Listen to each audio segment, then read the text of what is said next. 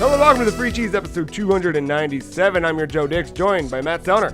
Hello. Marc Augustiniak. Hey. The Free Cheese is a weekly video game podcast about video games brought to you once a week by thefreecheese.com. What's up? What's up? My life is different after having watched Dragon Ball. I can tell you that much. Here's 3 things that don't make sense to me anymore. Okay. Supersonic. Why? Because, like, what came first? I mean, obviously Dragon Ball came first, but, like, you know what I mean? Supersonic, I think, came first. Nuh-uh. Really? Who copied who is what I'm saying.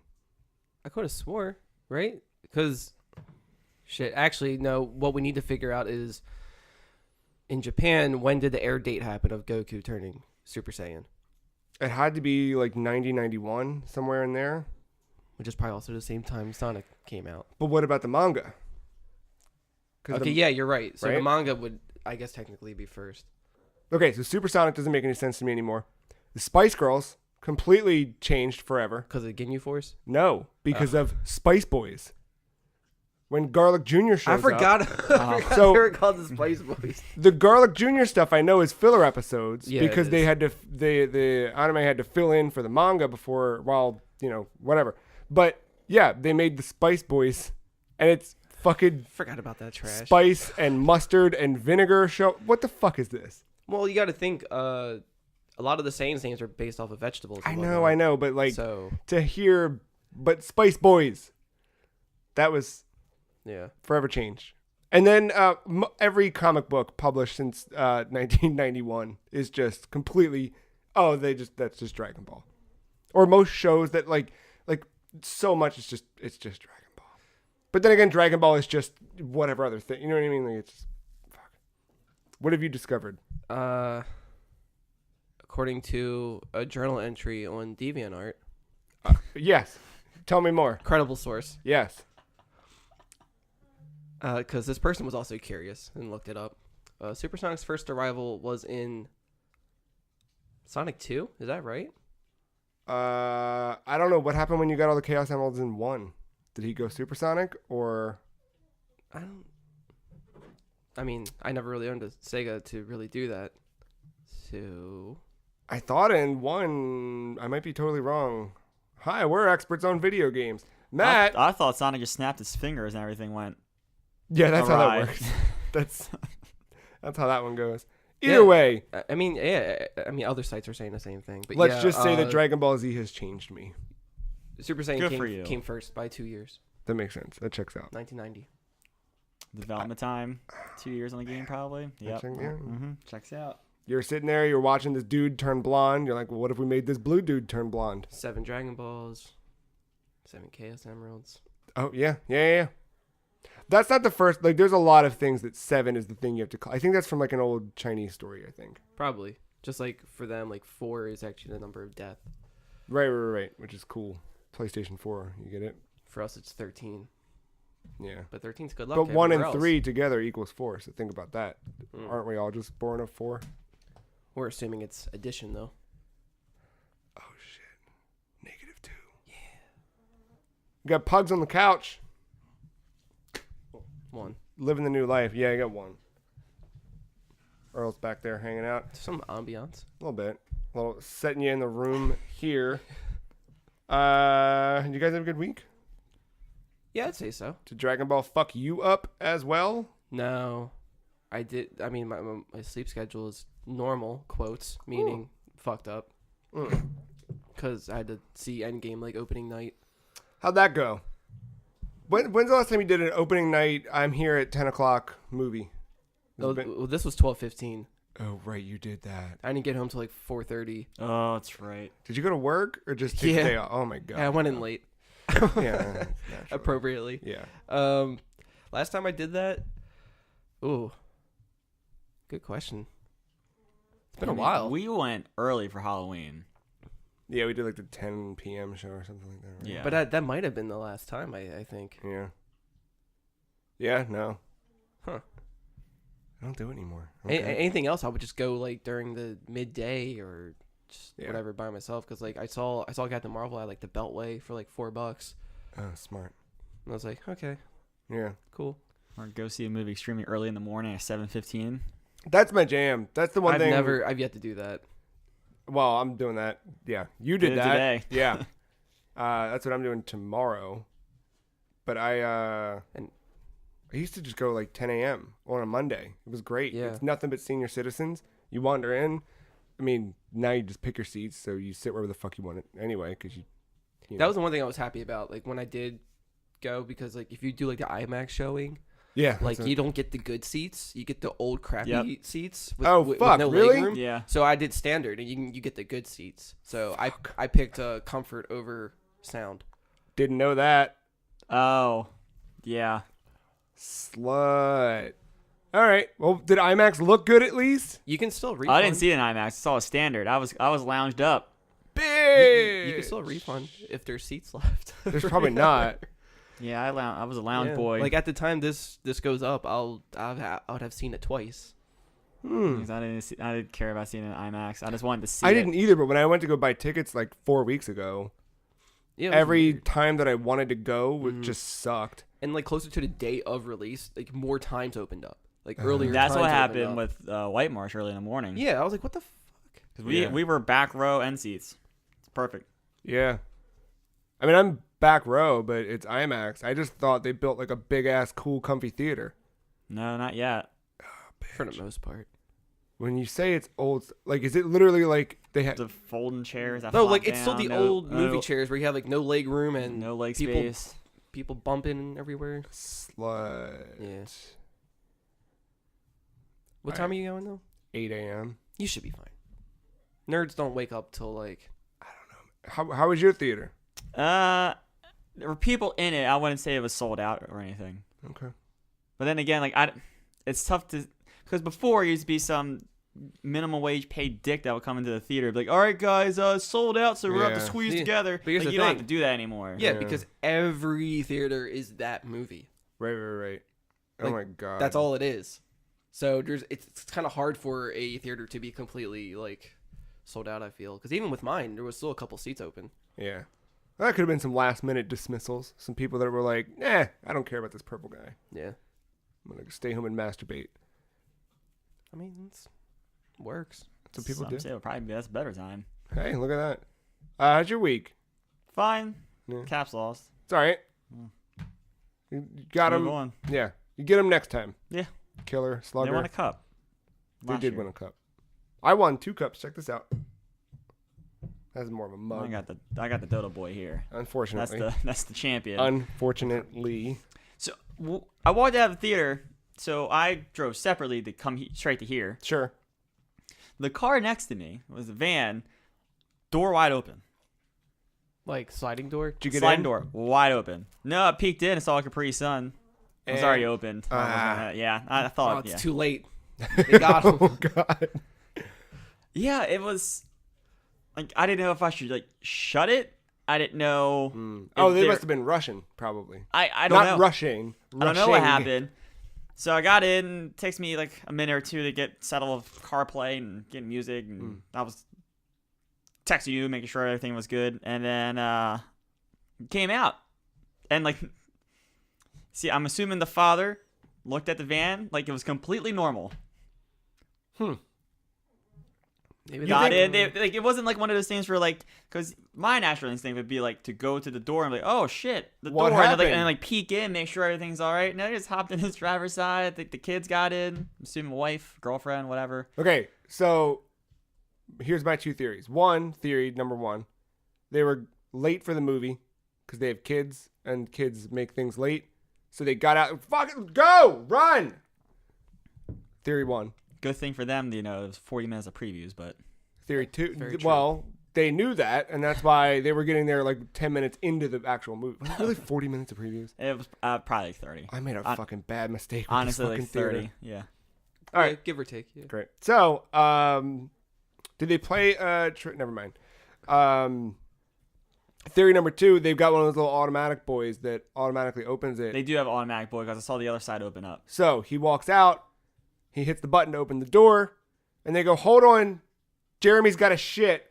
They go back so Jeremy can shit and they can get a free refill on Coke. Meanwhile, they've already opened the door. I mean, that could have been it. I was only in my car for 2 minutes or so, and I saw them strolling. Because I still was having the internal debate. I was like, should I shut this door? Yeah. Like, I would want someone to shut my door if they saw. It was just hanging open? Yeah. It's a good point. Not that I have anything in there. There were except probably like airing a out charging the cable, van. but Yeah. There's probably a spilled Capri Sun, and they're just airing it out. Could have been or the that. kid vomited on the way there because they're driving too aggressively because they were late for the movie. Would you go into someone's car if you saw that An something... unopened Capri Sun? Oh, wait, sorry. Well, no, of course you're going for that. I'd gone for the opened one. Kidding me? If... Let's say you saw that, like, the car was in neutral. Like drifting? Yeah. Would you go in? Yeah. It was... Just to pull the e-brake? Yeah, like, if it was in neutral, like, now, if I would have peed in this van, saw it was in neutral, like, it wasn't moving, so it would have been fine, right? Yeah. But if it was, like, moving towards, like, especially, like, another car, or could make a dangerous thing happen, like, roll into the intersection, or something like that, I feel like I'm a good Samaritan would do that, so I would attempt to do that. What if you saw a Capri Sun tipping and it was about to spill all over the place? I would have gotten in there faster than the car in neutral. Priorities here. Capri Sun up here. Okay, that's top priority. I gotta rehydrate. I was just in the movie theater for 3 hours, not drinking any liquids. You gotta turn into liquid metal. You gotta... Top priority, Capri Sun. When's the last time y'all had a Capri Sun? It's been years. That's why I'm craving one. Probably the last time I was, that I had a van. Because my Did parents... you have a van? Oh, I thought. I mean, sorry, I didn't want to say since the last time I was in a van. I don't know. Like, I thought you there's owned no a van. right way to say that. I always wanted a van. I had a van for like a Why? month. I didn't want like a van. Like, So you could know. smoke Like the around? shag carpet or whatever. No, not that. I'm not an asshole. When I was a kid, like that was my dream No, car. he has was to have a keep- fucking. You have to keep all your hero clicks in one place. So no matter where you go, people They're are ready like, to roll. "Oh, like your clicks at your house." I'm like, "Well, actually, Check Yeah. this shit out. wait for the motherfuckers. back door to open." Yeah. I wanted to pimp out exhibit style like an old 65 VW van and make it Okay. like a moving arcade. The thing would have moved though, because exhibit style was just all cosmetic and nothing to the engine that had all the That's true. problems. That was technically the old turtle van. Yeah, speaking of which, I drove by a mystery machine last night. Ooh. You know that?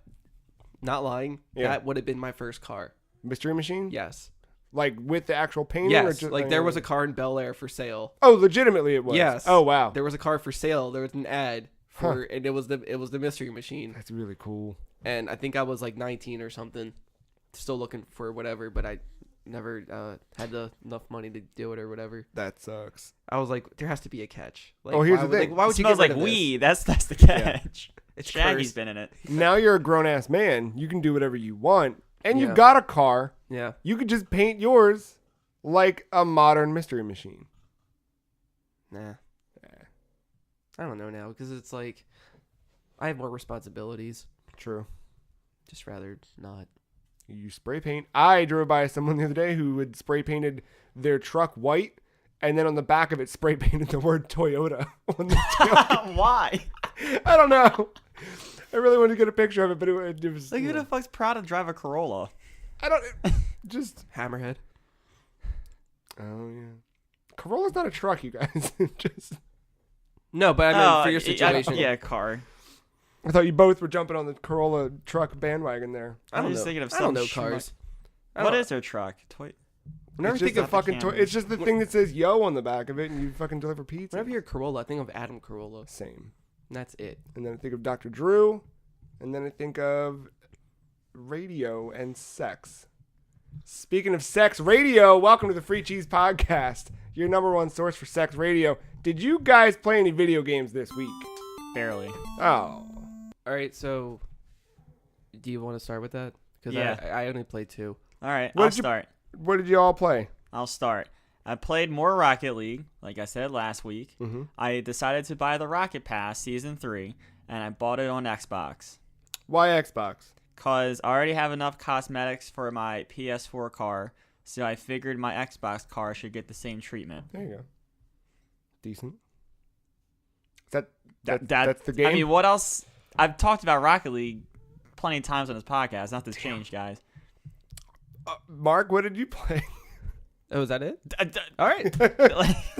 All right. No, I don't know. I just no Dota, no auto chess. It's I've watched hockey instead of playing Dota. who are you?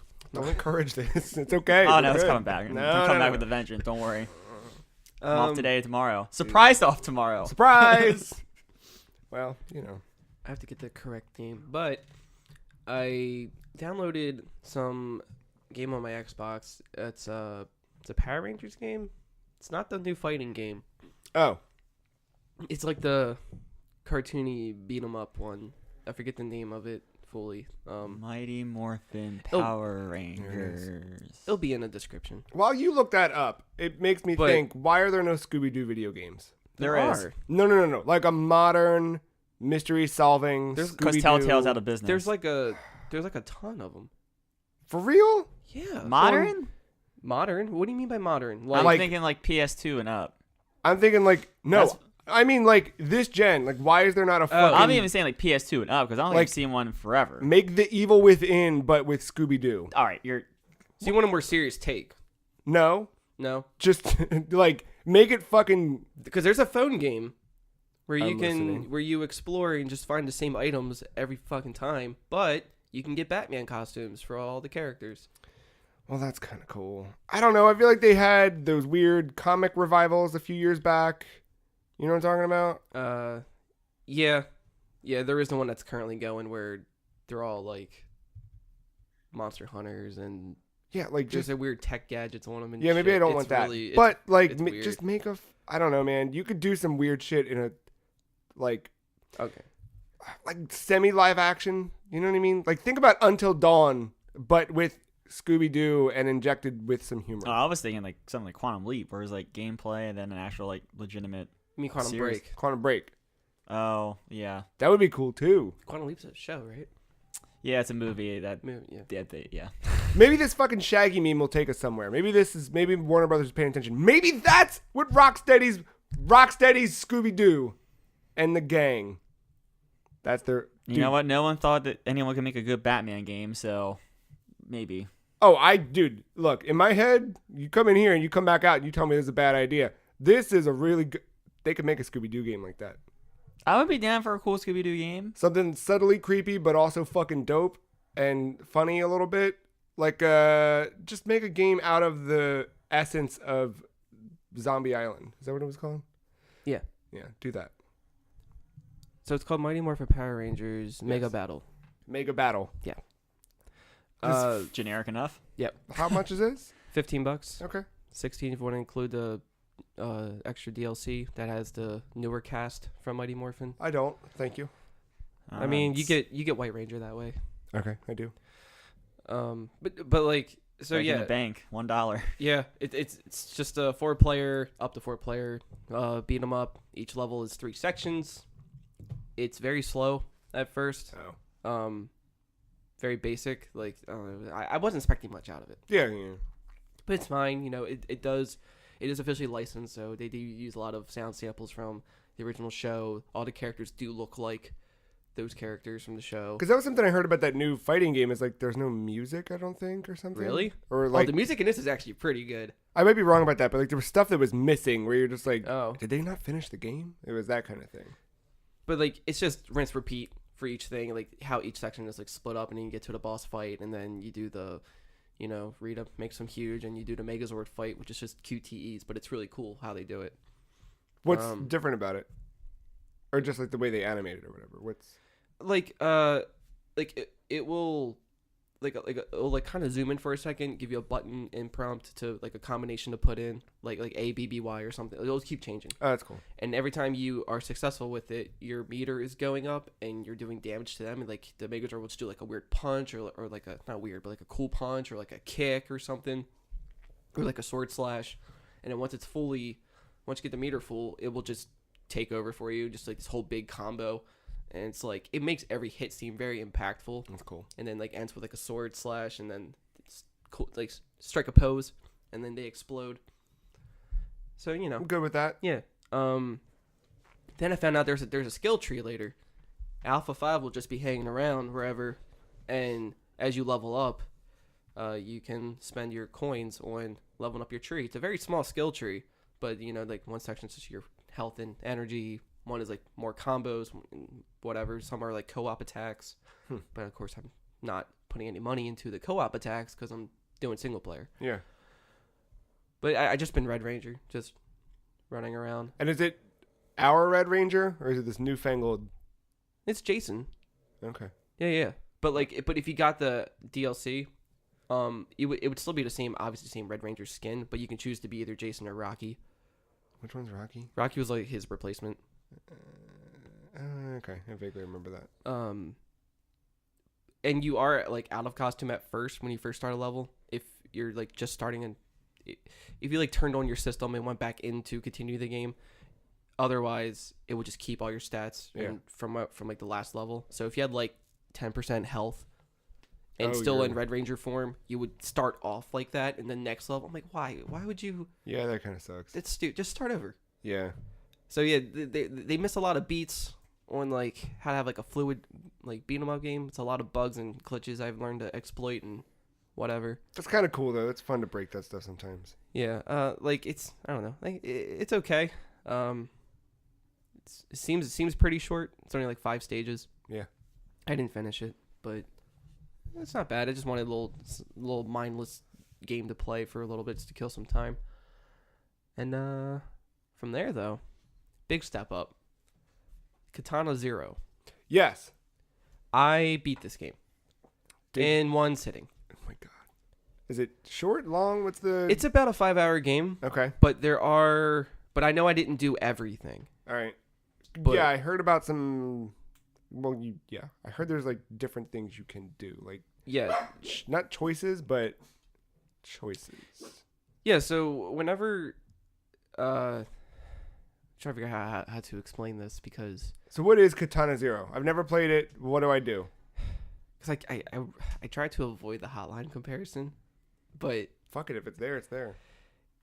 The DNA is there, but the style of it is. It's still kind of different. It is like it has like an 80s vibe to the whole thing. Yeah. But it's not a top-down game.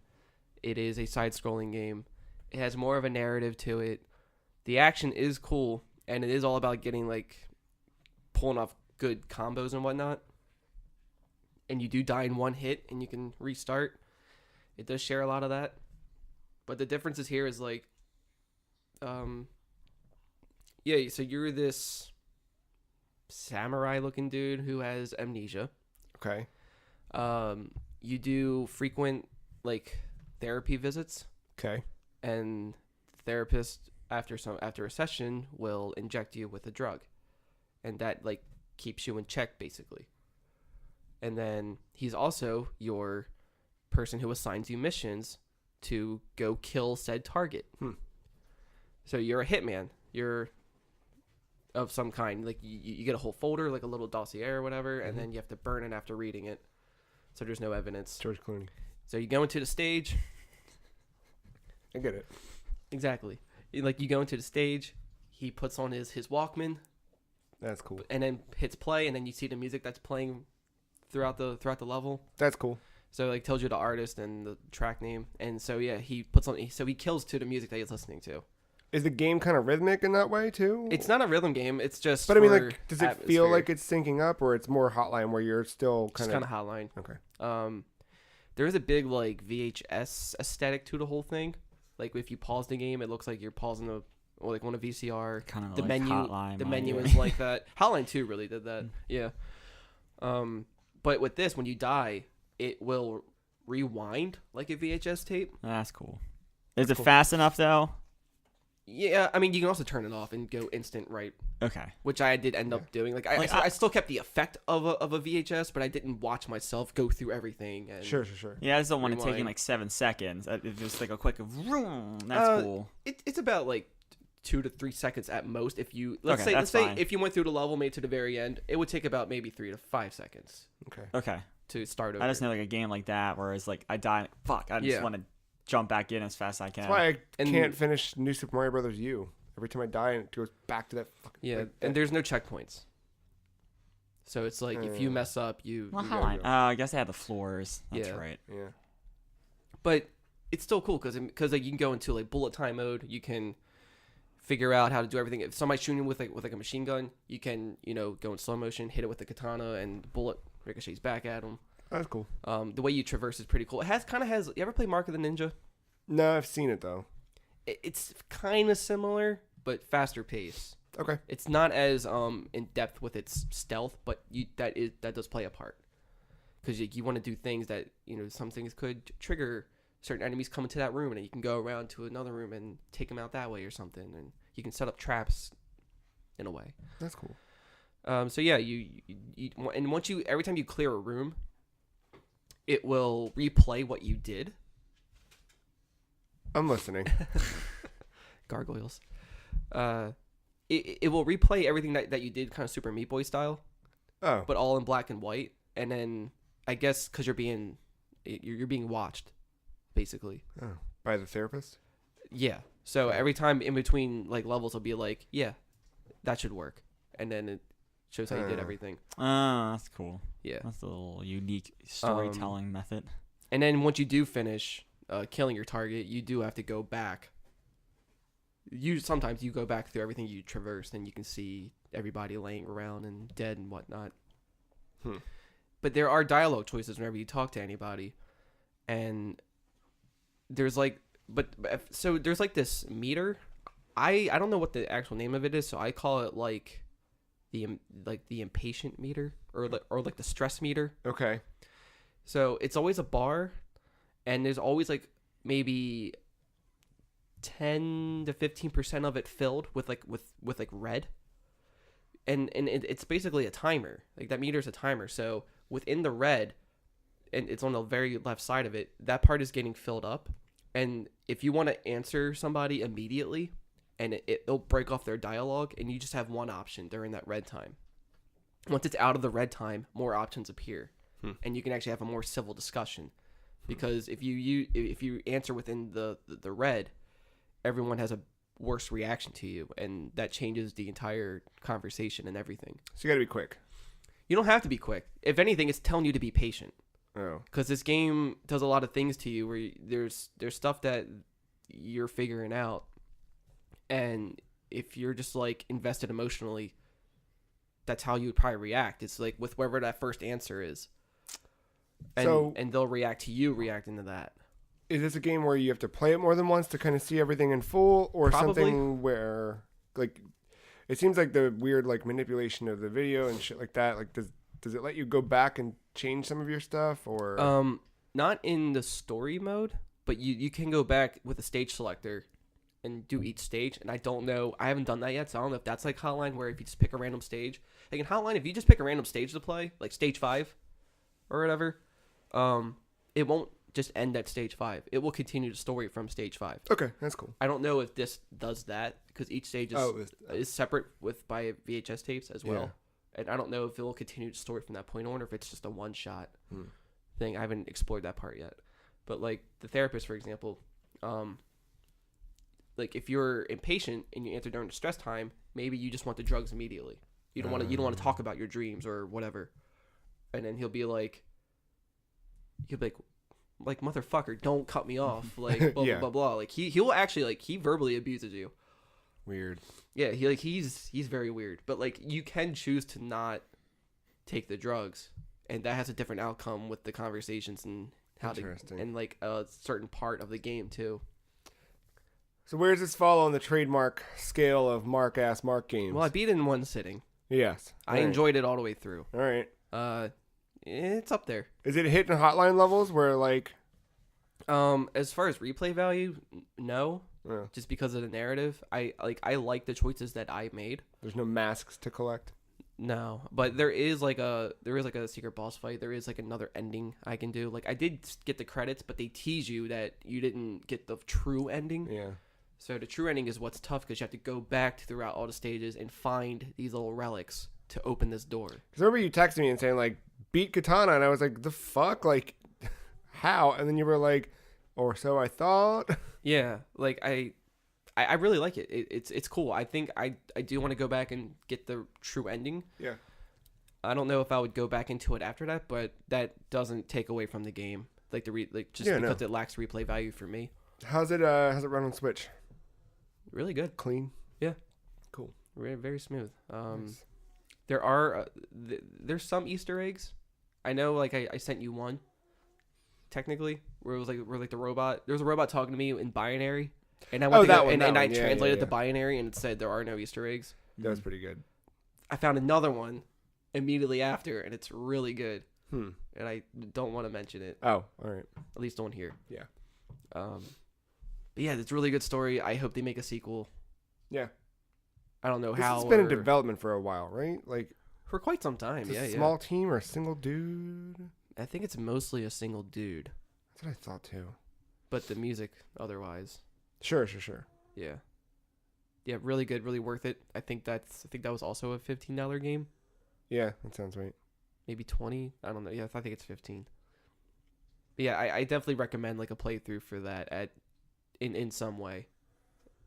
Like whether you're just like playing my Switch or you just download it at some point, but it's definitely worth it. Yeah, it is developed by Justin Stander. Stander? He's the programmer in the game.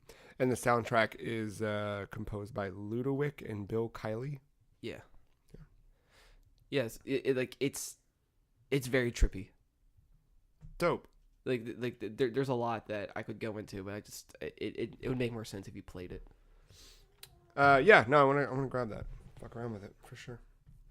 Out now, Switch and PC, I think, is where it is. I don't know if it's been announced for anything else, but not that I'm aware of. Yeah.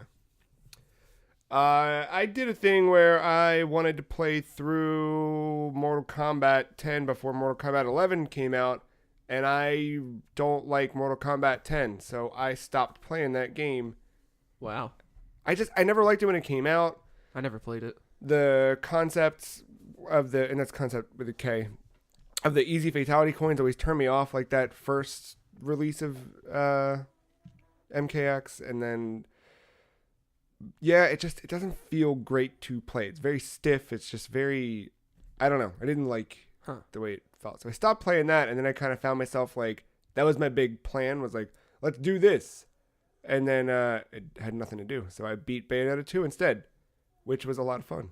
Because I tried to jump right into 2 after beating 1, and that was just too much Bayonetta for me. So you did beat 1. I did beat 1, and I started 2. I got into like chapter 2 maybe or something like that, or 3. Did we ever talk about the end of that? The end of 1? Yeah. I'm sure we did when I beat it. I don't remember though. Just the credits. It's just cool credits. I don't even remember them now. Is that where you play Afterburner basically? Or is that in this game? I don't know. There's a lot of Afterburner references in the Bayonetta games. Oh, 2 is the Afterburner thing. That's, yeah. No, it was just like another boss fight. Like, you thought it was over. Right, and it was like, fuck you, this ain't over. Yeah, that was pretty good. Yeah. No, we did talk about that. I remember that now. No, but you beat 2 now. 2's good, yeah. Same thing, or? I don't think there was another boss fight. I think they kind of like let you play back. No, there's something similar, maybe in the credits. Huh. Now, honestly, I played it not unlike Katana Zero. I played it in a sitting. Just basically beginning to end. Like, I didn't go back to the very beginning. I just picked up where I left off. Do those games ever have like a Space Channel 5 moment? Because they should. What's Space Channel 5 moment? What do you mean? I don't know. Like, I don't think the games have them. I'm just saying they should. Oh, you mean like an homage to Space Channel 5? Yeah. I don't know. They might. Because she seems very dancey, you know? Yeah. Like, that would make sense. And she has guns, so. I just saw something about Space Channel 5 recently. Like, I don't know if it's coming to iOS, huh? Someone wants Space Channel 5?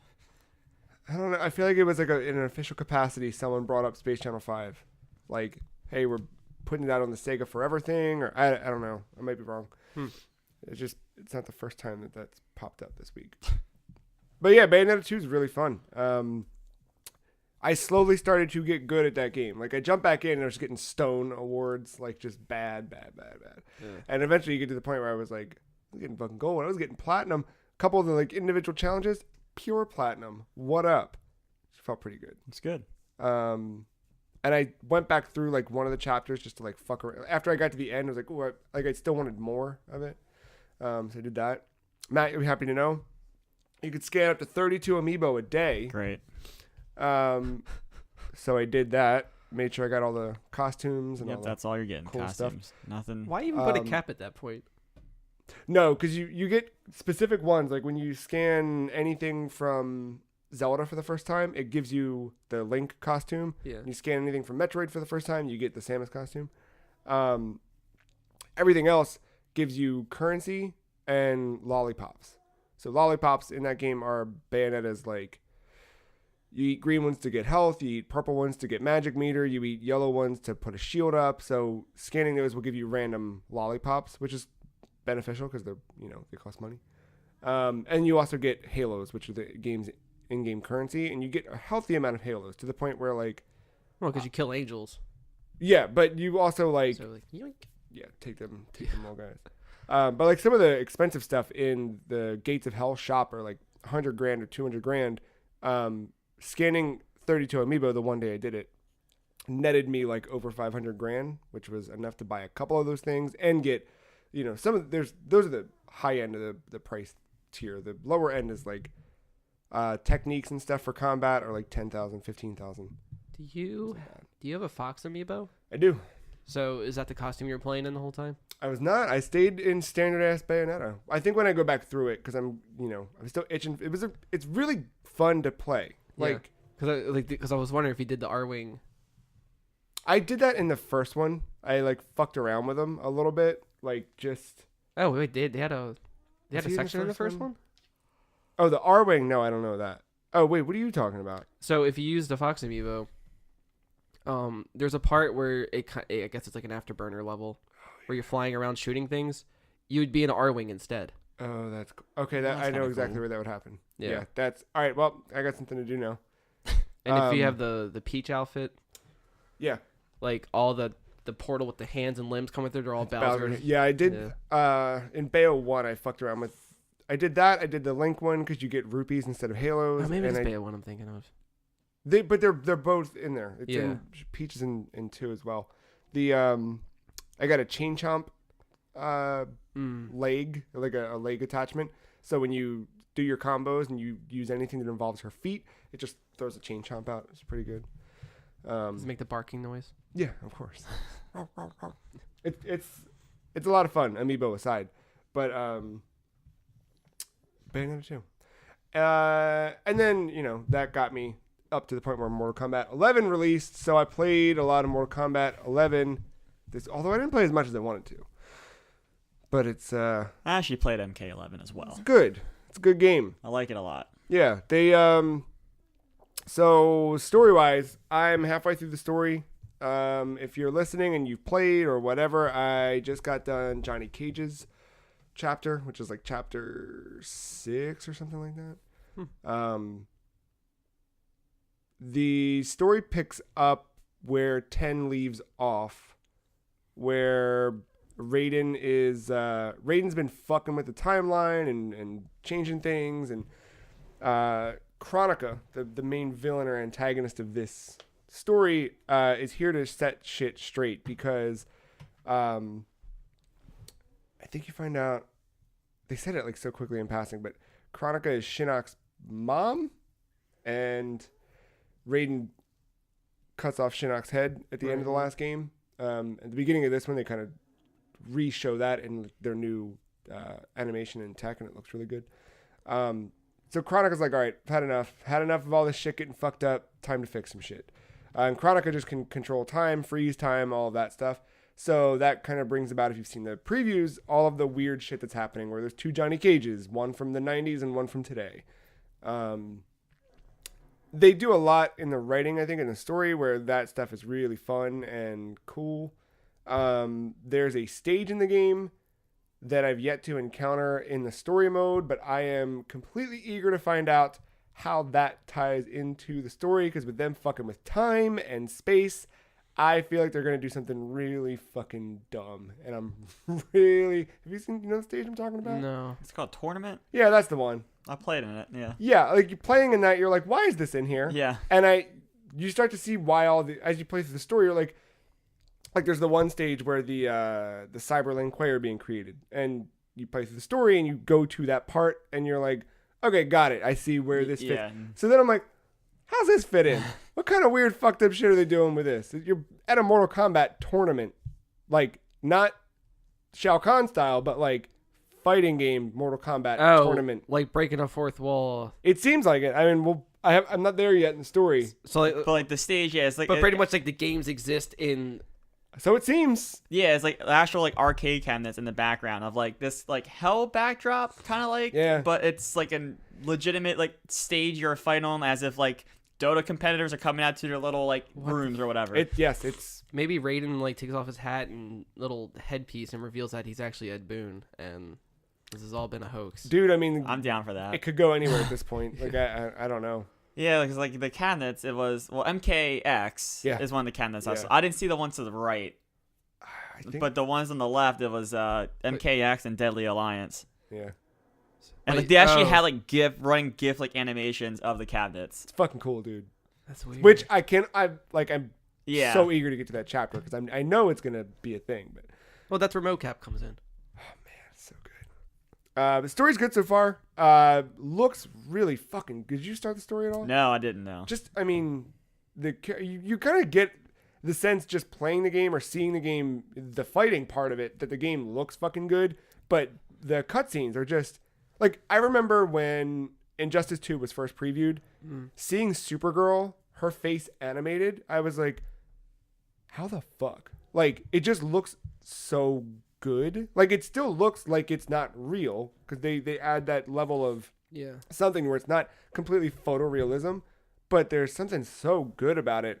And I didn't think they'd get better than Injustice 2, but this looks so much better than Injustice 2, which I thought that was like the peak. It's cool. PS4. Yeah. And yeah, I mean, it runs smooth. It sounds good. The lighting is really good. Like stuff that I don't pay attention to in Mortal Kombat, I'm paying attention to in Mortal Kombat for a change. It's just, it's an impressive piece of work. And then the fighting itself is so good. Like the system changed a little bit. So previous games, Injustice, any of the NetherRealm stuff, the previous Mortal Kombats, you had a single meter, and that single meter, you kind of, in the last two games at least, the big thing there was you could burn that meter to string combos together or to extend a specific combo or string or whatever. But that was also depleting your super meter. So you couldn't do your X-ray. the X-ray or your super move in Injustice if you were burning your meter for that. And a lot of times in competitive play, you wouldn't. Like you would just... If I were playing seriously, I would never use the super move because it was more effective to me to use like meter burn Batarang because it would give me double Batarangs or whatever. So in this, they've split that out. You now have technically 3 meters in a way, one being your health bar. So the X-ray moves have now been relegated to the health bar. So when you get down below 30% health, the fatal blow appears. And that's essentially the X-ray moves from the previous games. And it gives you an opportunity to trigger that L2, R2, do your fatal blow. It does a whole fancy, murder thing. Yeah, and style. if you miss, it only goes on cooldown. Yeah. It doesn't like deplete your meter and you're totally boned. Which like, is really nice. Like Yeah, that's you cool. use it and then I think it's like 10, might be 5-10 seconds, something like that. Yeah, about 5 maybe, something like that. And It then it feels comes longer than back. 5, but Well, maybe yeah, it's in just the heat because, of battle, yeah. And then the other meter has been split into 2. So you have a defensive meter with 2 slots and an offensive meter for 2 slots. I'm still slowly figuring out the defensive meter, but I finally got it. That one's bound to L2. So if someone's got you in a fucking juggle combo, you can hold L2 and it'll kind of burn meter to spin you out of that combo. Huh. That's kind of like I think it was only Blaze Blue, maybe Guilty Gear did it. But if you like hit all the buttons, you would just do like a burst. Oh, that's cool. So, Yeah, like if you're in the air and they're juggling you, just like nah, back off. yeah, you get a little bit of that. It doesn't necessarily push back at them, but it does roll you out of it, which is nice. And then Get ups, I think it. Yeah, get ups, it burns meter. So you land on the ground, you do a get up button combo, which are usually like down Is it triangle X? or Yeah, or yeah. like it's some kind of combination of a direction and a face button. You do that at a specific moment on the ground and it'll burn a chunk of that meter. Like, it will pop you back up a little bit faster. You can do like a slight little invulnerability state as you're getting back up, and then or you can do like a quick attack right off the ground. Yeah. Where I think you're invincible during an animation for Depending the attack. on- I yeah. think as well. Yeah. And then the attacks, you use R1, and it's going to be bound to specific moves. So there might be a like a back forward square, like Scorpion Spear, for example. Back forward square, he throws the spear, and right before he says, get over here, you hold R1. He'll pull them in and do like an extra little attack. Huh.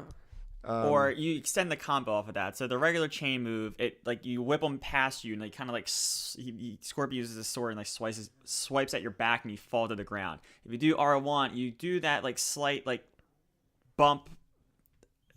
You like use it's like some kind of like punch and attack, and it bounces like back in front of you, stun for X amount of frames, where then you can actually like a regular combo and string that in there. So you could do like a good like multi-hit combo into the spear, use your R1, extend that combo, and just you could do some serious fucking damage. The reason that Matt and I are so able to define and talk about all these terms is because of how good the tutorials are in this game.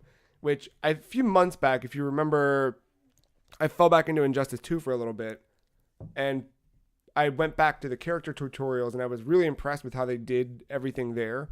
And doing it again here just, I mean, doubles down completely. Like, they go way more into it to a point where, like, I feel like anyone can feel somewhat, I feel like anyone can start to feel competent physically playing the game, but definitely like knowing what's happening. Like, the biggest draw for me, and like I think I'm the novice of everyone at this table right here for fighting games, it's nice to know what's popping up on the sides, like when it says counter or punish.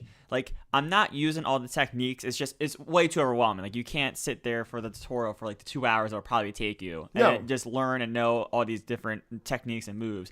But it's nice understanding the concept where when I see a punish come up on my opponent's thing, I know what I did wrong, and I could start to correct it in the moment. Yeah. Knowing like any of that stuff, because some of it like you might do and you're like, oh, I guess I did. Okay. Yeah, like a perfect counter. Like, I'm never going to purposely try to line up a perfect counter, but I might accidentally do it and be like, oh, what the fuck's that? Now I know what I did. Now you know what it is and how you did it. Yeah. Counter with the K. And of course, yeah. But they go through, I mean, like, it's got for everything that you're doing, learning how to fight, there's an on-screen controller that shows your button inputs as you do them. If for some reason you're not getting it, it'll start to pop up with a tooltip in the top right corner that says, hey, if you're having trouble with blah, blah, blah, and it's adaptive. Like, it knows what you're fucking up and tells you why you're fucking it up. You can at any time click the touchpad and it rolls into an animated demo that animates the buttons on the screen and encourages you to press along with it to get the timing right. So there were a few things in that advanced strategy, or not strategy, but just the advanced tutorial where I was like, it was like one of the things where you have to like perfect block and then roll into another attack. I just couldn't get it. Was whenever you were fighting Jade in the tutorial. I think I got stuck at the same spot. What the fuck? That's what made me walk away from the tutorial the first time. And I clicked the button and watched it happen, and then I started doing it in the same rhythm, and it still took me a couple tries getting back into it, but I finally got it, and it was, I think, because of that, over. Yeah, or the other one, or it's like the game's trying to tell you that like stringing combos together, like it's good, but you also start to lose some of your attack damage as the combo keeps going. And it was like, do this move, then short delay square, then short delay square. And I was like, what the fuck? Like, I get what you're trying to tell me. Why am I? Then finally, like, I was able to like mash up the buttons and like, all right, got it. Yeah. Like, I understand what they were saying, but it was one of those things where I was like, you don't have to show me. I understand what you're saying. Yeah, some of them it's more intuitive than you think it might be. But what's nice is in that instance, actually no, that's right, I didn't figure that one out. Like, I saw the demo, even with the demo I was like, fuck it, whatever. Yeah. You can just skip that section of the lesson and just keep going. Oh, did it count as completion? It doesn't count as completion, but I can at least like say, like, for instance, the first thing in the advanced, the perfect counter is a good example. Yeah, they were a motherfucker. Like, they were tough to pull off, but I understood the concept. I get what you're trying to teach me. I could skip that and keep going through the advanced defensive lesson. Yeah, if you wanted to. Yeah. So I mean, in that regard, like, the game is really approachable, showing you and teaching you all the things. And then there's character tutorials, which I didn't get into yet because I've still got one more like of the strategy things to Yeah. go through. But there are tutorials for every single individual character that teach you how to play that character. Pausing the screen, I forgot about this until we were talking about it this morning, but the as you go through the move list, not only does it show you what the move is, how to do it, it shows you all of the frame count on the right-hand side. So you can see, like, this has What's your X wind amount up? what's your wind up What's the frames, action phase? And the action phase would be like for the counters and stuff like that. And then what's your recovery. cooldown or recovery? So you can get way into it way easy without having to, like, do some stupid shit or watch some bullshit on YouTube, which is nice. There's a lot to that game. But And that's then, one of the other things though, with the frame thing. Like I've seen it, but I didn't realize what it was. Until and then you I do did the the frame tutorial. counting tutorial. I understood like, oh yeah, duh. Like some moves take longer. That makes sense. And then I was starting to get like the specials take longer, like the Yeah. general concepts. Then I go back into the move list for Scorpion because I wanted to see the fatality. I forgot it for a second, and then I noticed, oh shit, all the frame counts are right there. I can better understand Scorpion if I just kind of scroll through this. yeah, so if you, like, I think if you do those character tutorials to get to know that specific character, and then you go back and you're like, okay, cool. So the single hit square, triangle, circle are going to be my, my quick framed, build ups. You kind of can start to string those things together in a more intelligent way. It's fucking cool. And the game itself the action is a lot closer. The characters are much larger on the screen than previous games, which gives it, I don't know, it just kind of, I feel like it's more immersive, pulls you in a little bit more. Oh, I wouldn't have noticed that. It's But subtle, you but, like, you came off of X. especially, Yeah. doing that so quickly. But even, like, seeing the previews of the stuff when they first announced it back whenever, that big reveal event in January, I remember seeing it and being like, this looks big. Like, they just look a lot bigger. I got nothing but good things to say, mostly. I spent some time in the crypt, which is weird and a cool place. I was telling you guys about it before we recorded, but for the listener, you're on Shang Tsung's island, and you're running around, and there's all sorts of cool Easter eggs and things like that. Like, the first thing you get when you kind of take a few steps in is Shao Kahn's hammer, and then you're running around this island just breaking shit with the hammer to find secrets and stuff. You get other things throughout the way. Do they keep all the past goodies from all the past crypts and just carry it into this one?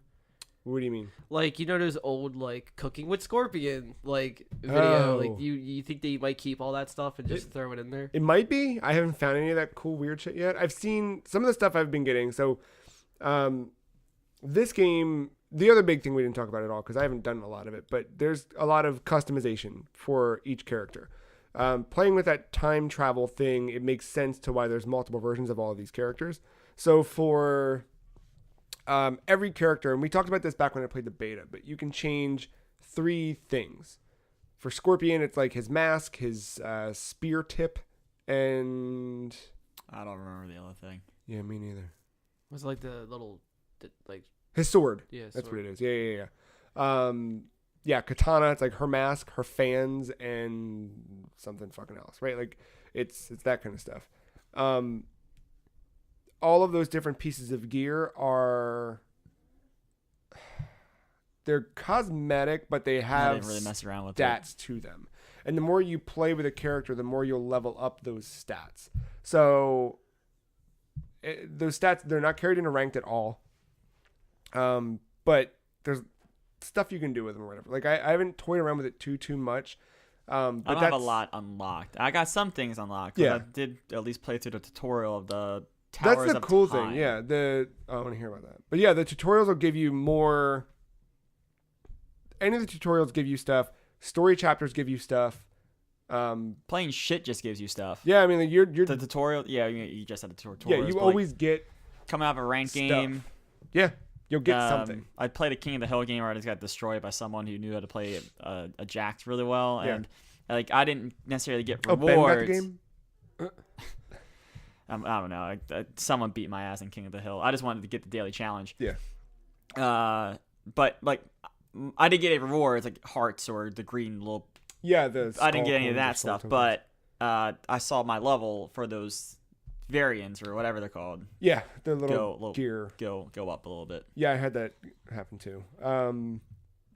And that's the stuff you're finding in the crypt, as well as like concept art. I found the fatality sketches. They were kind of cool. I looked at one of them. Like, it's trying to think of a fatality. Maybe one you like. Okay, you guys saw the Johnny Cage one. The like, cut Oscar thing. Oh, whatever. yeah. Okay. They give you like the hand drawing thing where they like fucking put that up on their whiteboard, basically. So that's all the storyboard stuff. Yeah, it's really it's stuff like that you're finding in the crypt, which is cool. The way the crypt works is you and I are never going to have the same chest in the same spot. That's all randomized per player. Each chest, however, will contain the same contents. So you might open a chest that has Jack's skin, a Jack's arm piece, and a Jack's victory pose. I will have that same chest somewhere, just not necessarily where you found it. So it's random in that regard, but otherwise everything is everywhere. There's no like paid loot boxes or anything. However, like getting currency for that stuff takes a fucking while. Like a while. So I haven't messed around with it to like know how bad the grind is. I know I've However, been hearing about it. I did get to a point where I just said, fuck it. I stopped opening stuff because I figured I would save my coins for whatever. Mm-hmm. And wandering through the crypt, though, I was able to navigate through the crypt without having to spend any of the in-game currency to like open up areas. It's more like you get to a point and there's a door, and the door has a picture of a skull with horns, and it says you need to insert Motaro's horn. So you go. Is that his name, Motaro? Maybe. Sure. You're asking the wrong guy. I feel like you're Mortal Kombat, dude. Like You- lore. I feel like you would know if. I figured you would be more than anyone. I guess I don't know. But yeah, you've got to double back and like going somewhere else. It's not even in a coin chest. It's just somewhere in the world you will find that horn. Or there's little puzzles. Like at one point there was a door that I needed to open, and you find 3 levers, and you have to pull the levers in a certain order to spin around A body. I've seen that one. There's the body one. I found another one where you're spinning around 4 quadrants of the Mortal Kombat logo until they make the perfect dragon shape, and that opens up the door. It's neat. I spent a while in there just running around and seeing what was there. I hit a point where there's a bridge that I need to build, and you can't do it until you have 2,000 of the green coins. To put it into perspective, at the time of me finding that, I had 576. And that was after like getting halfway through the story, playing some random matches, doing tutorials. Occasionally when you open up a chest, you get some of those green things. So, I don't know. But that stuff seems a little weird. You played Towers of Time a bit, you said? Yeah, that's the tutorial tower. Or towers. I guess like Injustice, it has it like in sections. So there's like one section of towers and the other section of towers, and then it keeps going until you get to the end. I mean, it is what it is. I mean, we were talking about it earlier, but some of the fights have this, I don't know, this thing that happens. I was facing Scarlet, and something like there were these missiles coming down, and they would hit you, and they would like soak you in blood. And I think it gave her a better opportunity to get health back or regen. Yeah, they had that stuff in Injustice 2 with the multiverse stuff, where you're like, it was like random fire would just pop out of the bottom, and if you're in it, your health will burn away, even while you were doing a move. Oh my god, yeah. Injustice 2, the fucking when it was Valentine's Day. Yeah, I hated that. Cupids would fly in and shoot you, and it'd be like a one-hit kill or something. Stuff where like you're fighting Scarecrow, and he's constantly emitting poison gas that's always ticking away at you unless you do something to, and this has that stuff, right? Yep, and then of course you need to get the things, earn the things to counter it, and it's mapped to your right stick, which I think you even said yourself that's the case in Injustice. Yeah, that's how it was in Injustice. Yep. And it's not fun. Yeah, I mean, like I'll fuck around with it if there's like a piece of gear that I can get or something, because that was the thing. Like it does tell you the reward, and that was in Injustice 2. Like I remember when Wonder Woman came out, because Wonder Woman came out I think like a month and a half or 2 months after Injustice 2 did. The movie. The movie, yeah. You could get a Wonder Woman movie set skin by completing this multiverse challenge. So I was like, fuck yeah. And I went through and it was a pain in the ass, but like I went through it and I got that, and that was the set that I played with for most of that game with Wonder Woman. So there's cool stuff you can get, and the tutorial, like, it goes through it, tells you like, hey, like it goes into battles where that stuff's happening. There's like a tutorial tower where like it makes you counter it. Yeah. Like, so like it teaches you like what you have to do. It's not like just you're thrown into it. And then of course they showcase like there's going to be some bigger boss fights. So some of them are going to have special powers. Like the there's a Shao Kahn fight, and it's like at the very end he almost becomes invincible. Like any kind of damage is like little chip damage. Like at the 30% final blow part.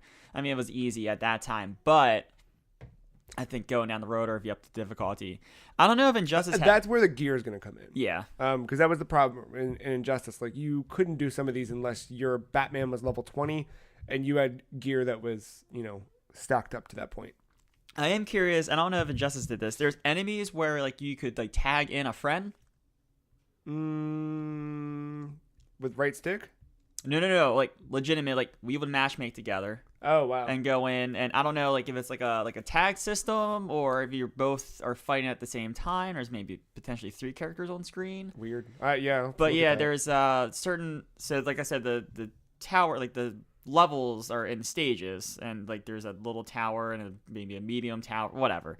But then usually somewhere in there is like this tower that's just the boss fight tower. Yeah. And that kind of tower, that's where like I could potentially matchmake with someone. I could try to fight them by myself, or I could just do a private lobby. And so I'm curious. I'm gonna try that out. I didn't know that was something Injustice had or not. I don't remember that happening. All right, but yeah, I'm gonna try that out. I figured we would do that once you get started. But yeah, I mean it's just towers at the end of the day, and you unlock gear. And there are regular towers. The towers of time are different from towers, where you can still do traditional ass arcade stuff and get fucked up by Chronica at the end, because that's fun. Huh. But yeah, I really, really like that game. That's a good fighting game. Feels Did you good. mess around online at all, or I did a match just to like ranked, unranked? see unranked. Just to I was like I jumped in ranked. I went right for it. 1-0. I did it after I bought my thing for down here, where I can now have hardwire connection in the basement. I wanted to make sure it worked. So I mean, yeah, but it did. Yeah, that's good. And it looks like I'm connected hardwired when people look at it. Which making it sound like I played it for hours upon hours, but I really didn't. I think I played it for 2 hours combined, 2.5, if that. I'm curious. I want to finish the story like now. That's what I wanted to ask. I want to ask it on air. Is there any, besides the last scene, and that's even something they showed at January thing. Yeah. Is there any kind of recap at all? Not entirely. Okay. No, like, so I should. There's stuff that because I just watched last week. Giant Bomb did a stream where they played through MK9 for the most of it, and I was watching that. So I kind of like fell back in and remembered most of 9. And then I played through like a couple chapters of 10 before I was like, fuck this. I remember 10 just start. Well, 1, it started slow. 2, it was making me use characters I hate using. Yeah. So like I did get far at all. I think I was just meeting Cassie Cage. Also, 10 like didn't feel good. It did not feel good to play. Maybe that was it too. So yeah, then this no. So if you're curious, I would go do a recap. There was I think IGN put out like a 7-minute. Yeah. Here's what's up, because you really only need to know 9 and 10, because 9 was a retelling of the original trilogy. 10 or X moved it forward, and then this is picking up where that left off. But yeah, outside of that Shinnok stuff, there's not. All right. I think that's why I was holding off, because I want to like watch the video recap and then kind of go like right into it. Does Johnny Cage ever mention his $500 sunglasses? I don't remember him saying that, but his sunglasses do come up in a way. I was wondering if he'd say that exact line, especially the 90s one.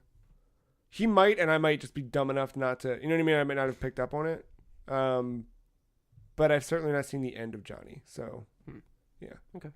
But I just did his chapter, which was good. But you play as modern, but you do fight old Johnny. Yeah. Oh, also the whole roster's unlocked at the start. Nope. Smash. It's not? Oh, there's 2 characters. Sorry, there's 2 characters. Which two? Wait, two. Shao Kahn's one of them, and then I got Shao Kahn from because pre-order. So he's in there. I thought I thought he was locked, but maybe I unlocked. Like maybe we got him unlocked, and then he officially becomes unlocked after the towers. Maybe that's what it is. After the tutorial, because he was the end boss in that tutorial of Towers of Time. Oh, okay. But yeah, I haven't tried. And then to there's play as him, so another maybe. character. The other one's Frost. So Frost you get after you It's complete like chapter 4 or something chapter like that. 4. Which one final thing on this that I'm character-wise, I'm hoping. I don't know. So if you're listening and you know and you're like, you fucking idiot, I don't know. I hope that after you beat the game, you can play as one of the Cyberlin Quay, because you fight fucking Sector and Cyrax in the story, but they're not playable characters. Interesting. Mm-hmm. I think it'd be cool if by the end of it, like, you get like, hey, surprise, here's some characters we didn't announce and didn't get leaked, you fucking assholes. I don't know. Probably not. Probably It not. would have been talked about at I this know. point. Yeah. But Maybe you find their parts in the crypt, and then that's how you. maybe. I mean, yeah. Mortal Kombat 11. I also played Magic the Gathering, the Arena. I don't know how they... That's why I told me to get magic cards. I've been telling you to get magic cards for like a year, because I've been dancing with this devil for a little bit.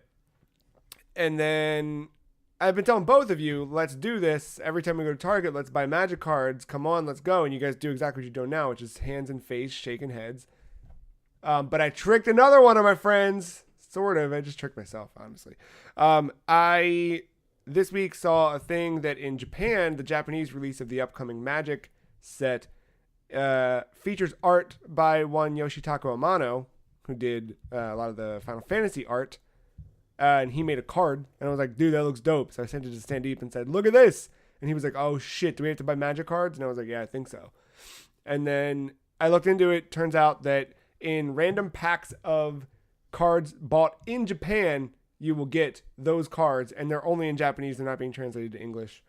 They partnered not just with him, but with a bunch of like Japanese artists and stuff that are popular for one reason or another. Those cards, they said, will eventually come here in the 2020 core set that releases in July, but it's still going to be in Japanese, and it's not. Yeah. You know. Well, if you go see Detective Pikachu, you get a special Detective Pikachu Pokemon card. So,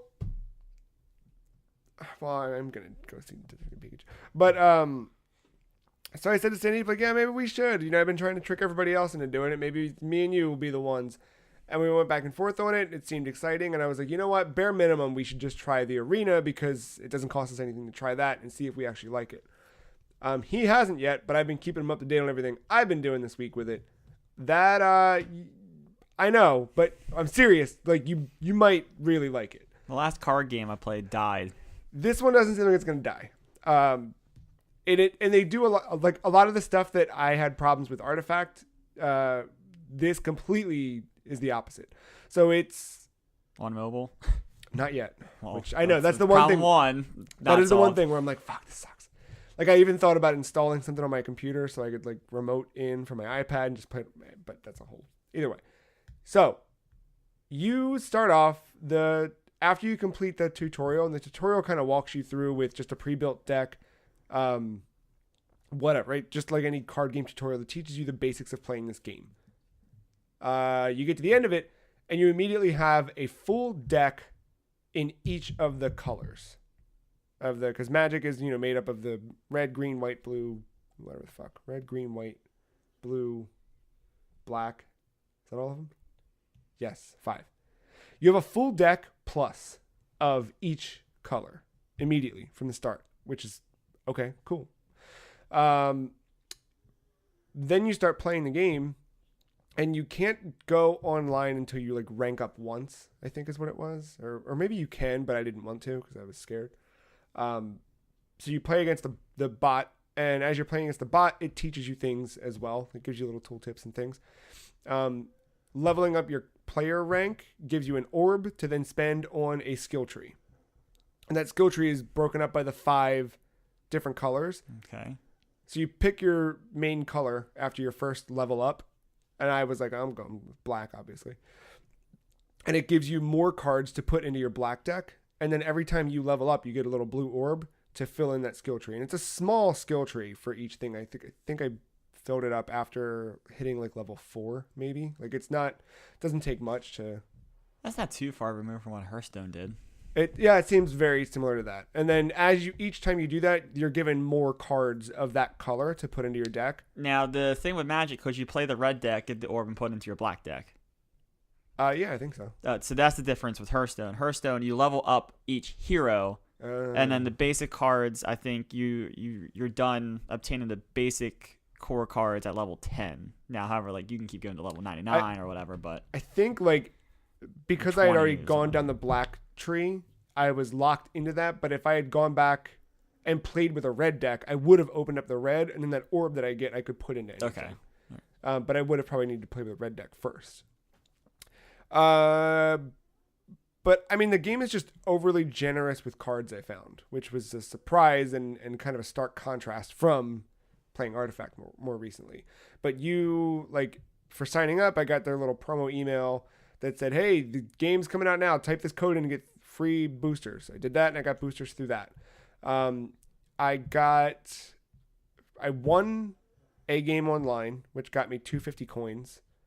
I leveled up, which gave me 500 coins. And then I did something else that got me another whatever. And one booster pack is 1,000 coins. And I did it in like 2 games fucking around, and one of them I lost. But losing still gave me the XP to boost me over and give me some bonus coins. So I got a booster through that. The cool thing about boosters in this game, right? So in real life, I'm sure it's different because I don't know how you would do this following mechanic in a real life game because it's imaginary. But in Arena, every 6 boosters you open, you get a wild card. 2 different wild cards. So there's an uncommon wild card and a rare wild card. They're separate meters that fill up, but you open a booster and it just kind of marks 1 out of 6. And once you get 6, you're given an uncommon wild card that you have. You go into your deck, you put that card into the deck, and then you choose what card that becomes of any of the uncommon rarity cards. You also are, every 6, you're getting a rare uncommon card. And then I also saw a thing where it said that I was like 12 away from getting a mythic rare card. So you do that 3 times and you'll get a mythic rare wild card. So again, you pop it in and you pick whatever you want out of the deck, which is fucking cool. It incentivizes you to buy cards, obviously, but that's neat because you can then start building your card around one, or you build your deck around one card or a series of cards. I felt good, like playing through. I started to when I was playing online against people, I think I've won 2 and lost 2. I might be wrong about that, or maybe I only won 1. That one I came real close to the point where the guy I was fighting like hit good game, and he had like 4 and I had like 18, and I just fucked up and did the wrong thing, and he ended up with his 4 still, and I was at negative 20 by the end. So it's like, all right, well, he just piled on a bunch of shit. But it Do you have a blue deck? I don't remember now. No, white. Yeah. Are they elements? Sure. Yeah, because it's water, fire, Oh, never mind. tree. Blue was like magey. Black is death or skull. I don't know. But yeah, it feels like playing Pokemon again. But Magic. The game, I think the game's really well done in the end. It's still in their beta phase, but they're not at the point where some beta games like this. Artifact is too, so don't worry. But they charge money. Yeah. Some games like this will do the beta phase, and then they'll say like, "All right, on December 1st, when we launch the game, we're gonna wipe all of your." Like, they're not wiping anything. What you get now is what you get now. Yeah, no. And they're doing like the physical card set comes out, I think, or just came out this weekend, but in Arena they did it like a day early or something. So they're doing things like that to incentivize the game, and it's neat, and it costs $0, which is nice. I mean, for now, right? Like, I'm sure if I get really into it, I might start buying packs or something, but we'll see. PC, right? Yeah, which sucks because every time I see my friend Charlie sign one on Xbox, I'm like, what is he playing? It says Magic the Gathering. I'm like, yep, it's not Xbox. Yeah. They've done some games in the past. Like, I remember trying like some of the Planeswalkers games and things like that. They've got like the Duels game on iOS, and then they still have a PC game that's like, I don't remember what it is. It's something, but it's like you have to buy. There's no free version. Like you have to buy cards, and I think they're phasing that version of the game out, which kind of sucks. Arena free. It's really good. Stem. No, you just download the game right from there. Oh my god, does it have a launcher? Are you saying there's no launcher needed? No, it's just the game. Holy shit. I mean, I have the icon on my desktop just because it's there. DRM free. Yeah, but I mean, I have the Dota 2 icon on my desktop. Yeah, but no, it doesn't run through anything. It's just you just Holy download the shit. game for free. I'm about to just download it just because. I honestly support though, shit like that more. If you're looking for another card game, like I know I've been saying it for years as like a half joke, but I really think that like I was playing it and I was like, this is what I like the core gameplay of Artifact. That whole mechanic of the 3 boards. Oh, and, like, I love that. It was really, really good. It was just the sense of progression was not there in Artifact, and nor was the card acquisition, where this solves that problem tenfold. Like, So there's no marketplace for cards, right? I don't know. I didn't dig too deep. Sandeep was asking me a couple of these questions too. Like, I don't know if I can trade a card with you, because that would be cool. Because in real life, if I had a card you needed, I would just give it to you. I don't know if that's the case. I never went back and checked. And then the other thing is, if you get duplicates from these booster packs, is there like a dust system? I don't know the answer to that. Okay. My guess is no, but I don't know. I could be totally wrong about that. They probably use a dust system. If it's free, the game itself is free, they probably using a dust system. I'm trying to remember if there are multiple currencies in this game. Like there were coins that I was getting, and then there's like a bluish thing that I wasn't getting, and it might be I don't remember. It might be like a ticket entry thing. Is there like an arena mode? Dude, yes. Okay. There's all Right, of that stuff. right. So it's cool. As a new player, it doesn't give you all of the options. They're there. There's a toggle where it's like, hey, here's what we recommend because you're new. If you want everything, just click this button. And I click that button. It's like, oh shit. They've got the draft play. They've got the blind deck build. They've got all of it built into it. It's really, really impressive. They've got the thing where you keep playing until you lose, and the further you get, the more packs they've got all that shit.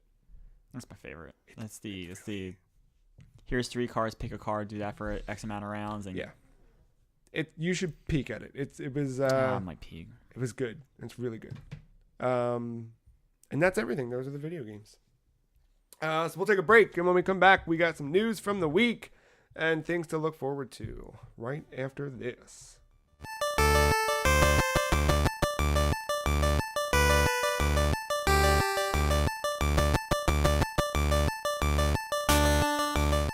Welcome back. Welcome to news. Mark, you like Stranger Things? It's alright. Never really heard of it. But All right. Well, I'm sorry. A secret Stranger Things game died before it was announced.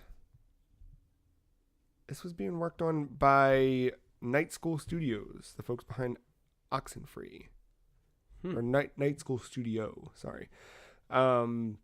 Yes. It was kind of after they did that Mr. Robot mobile game that Telltale became interested in the game. Because apparently Night School is ex-Telltale people, which I didn't realize. That makes a lot of sense. Yeah. And yeah, they were working on Stranger Things game to bridge the gap between seasons 2 and 3. And now it's in the Upside Down. yeah.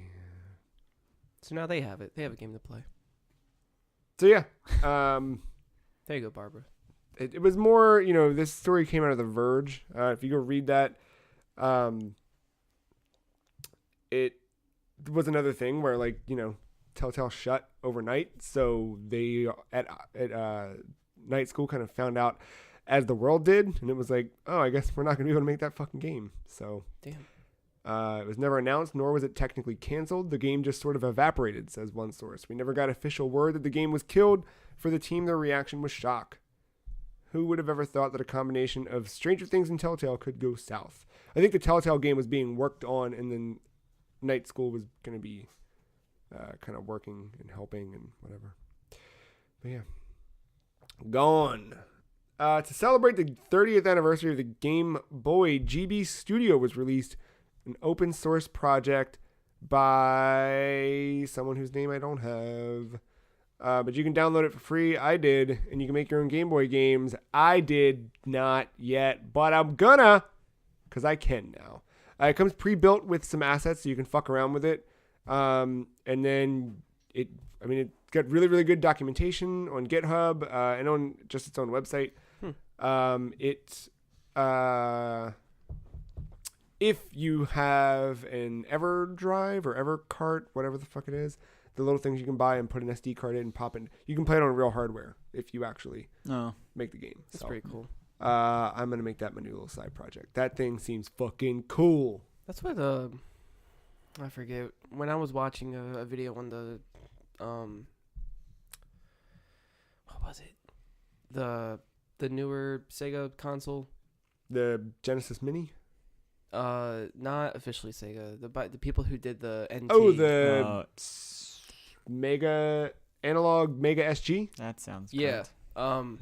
There was an indie game that was developed for that. Yeah. So it's all using just Sega Genesis assets or whatever. I love that shit. Specs or whatever. Yeah. I follow a couple different things in that regard that are like, they're fun to look at. Yeah, I think people still make Game Boy games. Yeah. It's pretty neat. And it's cool. I've been following that, like, since that announcement of that little GB studio. I've been following people that are making stuff, and they're already like it's cool. It's a really, really neat tool. Square Enix stepped in where Sony stepped out, and on Monday of E3, June 10th at 6 p.m., Square Enix will have its incredible, fantastic presentation that we're all very excited about. That's just it. That they better fucking have a goddamn game to show. Just what? Quiet Man 2? Oh, Matt's fucking doing sign language over here. You think it's just gonna be another? I hope 4-minute little video, and then that's it. What? So it better not be. They got 2 games in the cooker. Kingdom Hearts 3. No, it's gonna be some crossover with Final Fantasy 14 because it's always a crossover with that fucking game. All right, say it now. Who's crossing over this time? What's the game? Ooh, 7. It's too easy. No, think outside the box, Matt. Spread your wings. It's gonna be like language again. Got Matt's vote. It's gonna be like Devil May Cry or something. I could see that because they already did Monster Hunter. They already did Street Fighter, maybe. No, Street Fighter and Monster Hunter. Right, they've hit all of the big ones, which is why you guys aren't thinking super the outside Quiet the Man, box. dude. No. How else do you push that game? You don't. You let it die. No. Oh, let it die crossover would be good. DiGiorno. That's the crossover we deserve. What? Armor made out of boxes. Come on, follow me on this. I believe branded sponsorships. We already got fucking cup noodle in FF15. Let's go all the way. This reminded me because this has happened. Phantasy Star 2 crossed over, I believe, with Pizza Hut. See? Baby steps. And there was pizza-related weapons and whatnot. Throw me a pepperoni. I'm a chocobo. Mortal Kombat 11 getting a couple fixes to the Towers of Time and the Crypt rewards, huh? Not even like what they could actually show with this thing? DiGiorno across Final Fantasy 14. I don't know. That Avengers game I was going to say, there's 2 things in the cooker. 7 remake. They fucking better, man. Like, let's go. Let's just... And Kingdom Hearts is done, so... Yeah.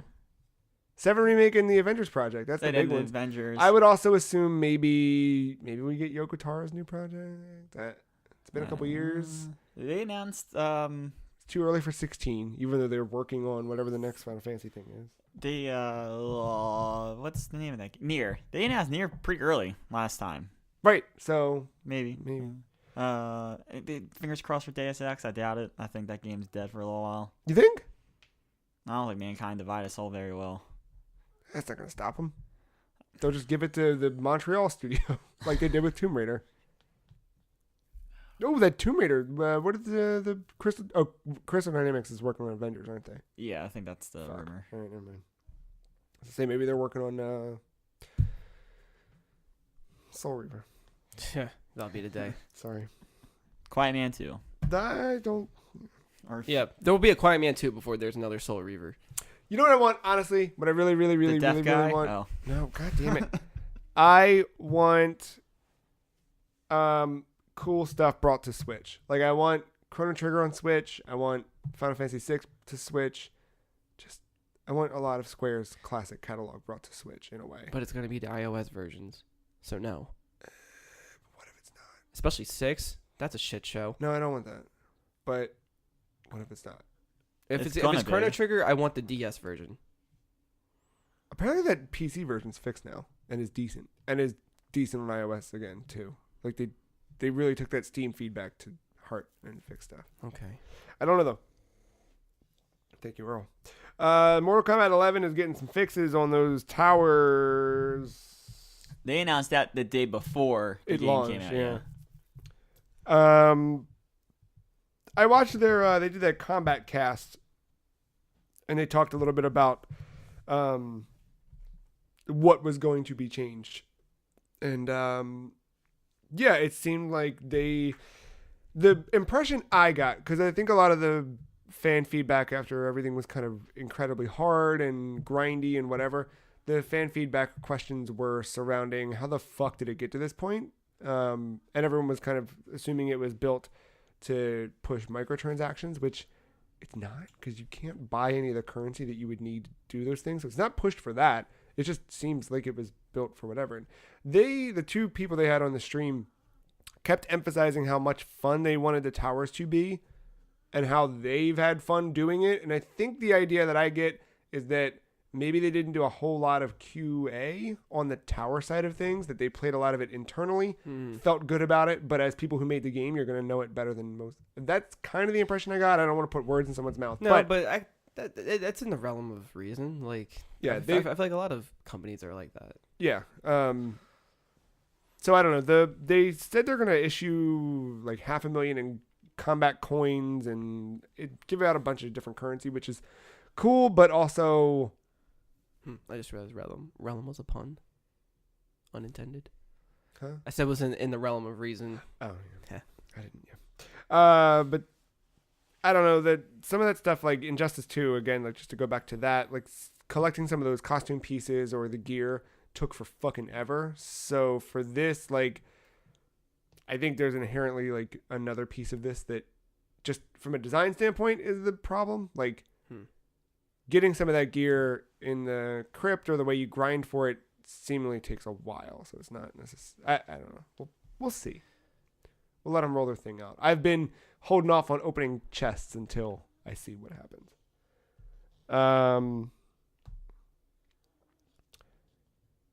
Speaking of which, Mortal Kombat 11 was the franchise's most successful launch in years, or I'm sorry, ever, and there are years of content planned.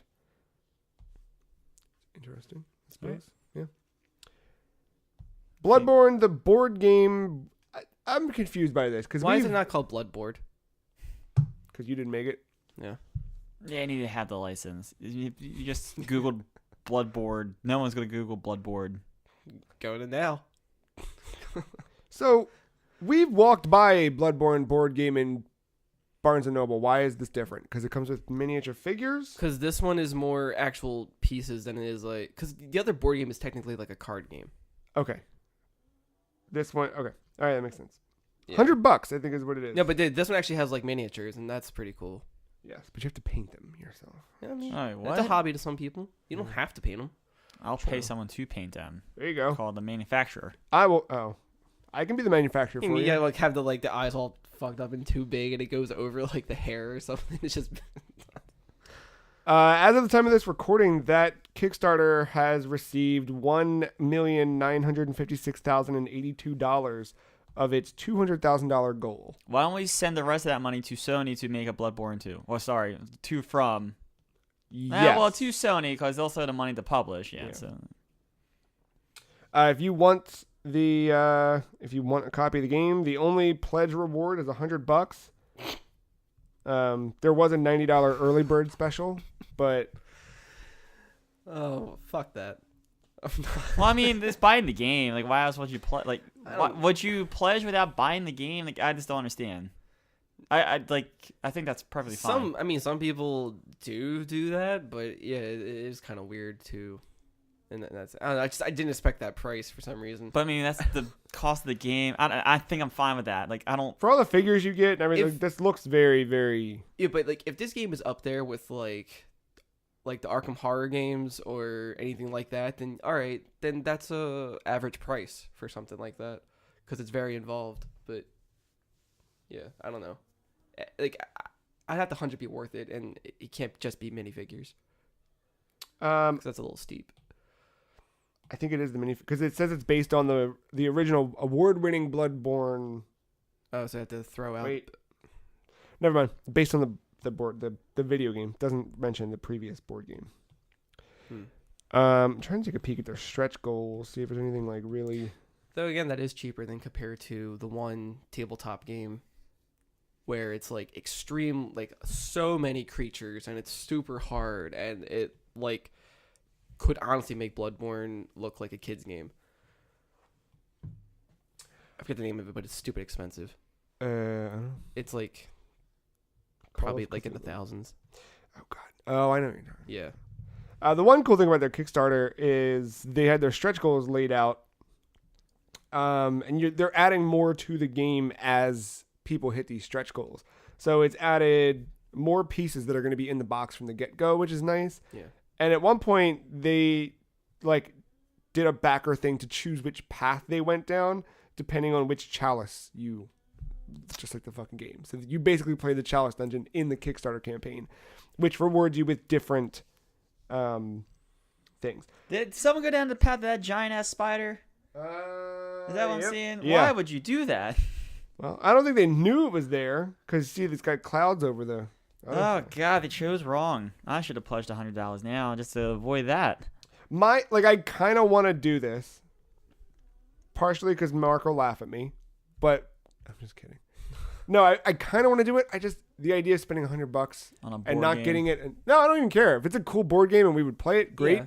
May 2020 is the estimated. That's date what I'm of saying. delivery. Like, I don't want to pay that much now and just wait. Yeah, it sucks. I'd rather just do it It's immediately. cool though to be like a part of something, and that's the whole thrill of Kickstarter. But. Yeah, like there are a lot of cool board games that get like that Kickstarter exclusive stuff, and I don't know. I mean, I'm not opposed to pledging early. It's just, I mean, it's so far past its goal. Like, it's coming now. Like if you were if it was like $1,000 or $1,000 away, and you were one of those $100, then Yeah, it'd be cool. Do and the it, thing but- is like I have to like I'm so I don't know what the word is now.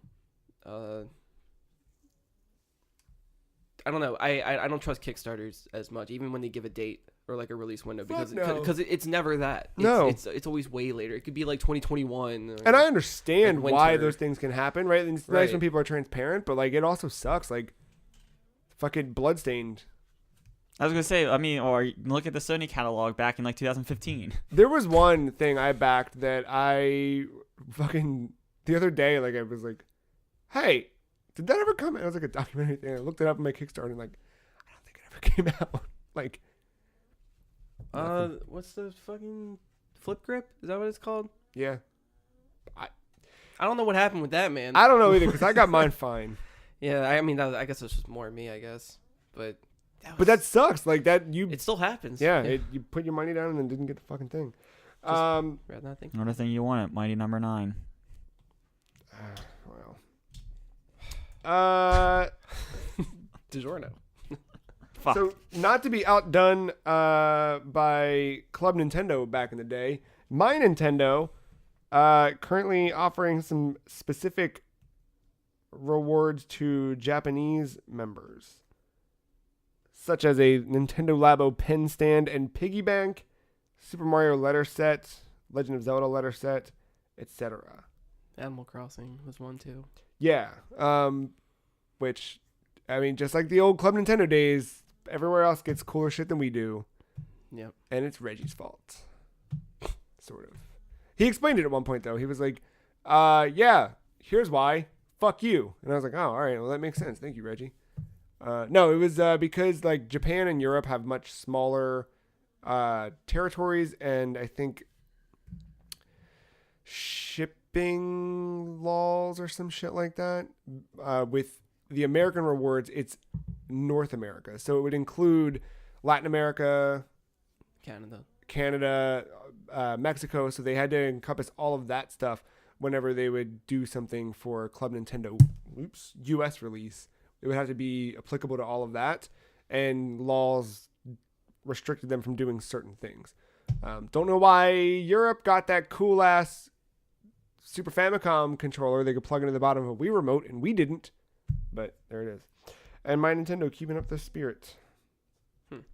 Overwatch Workshop is a new addition to Overwatch that lets you create Halo Forge. Yes. But yeah, I mean, you create your own games. Seemingly, if I looked at this correctly, like, you can make your own characters in a way. Like, you can modify characters to kind of test different things out. And they even get to the point where you can open the fucking... you can look at the script that's been created and like, change the code. If you really want to get into the nitty gritty and the pre-built tools aren't there enough, you can just do that. That's probably a PC thing. Oh, It is, definitely. yes. This is on the... Definitely. Yes. Yeah, because it's in the PRT or whatever that's called. Yeah, the private, whatever the hell.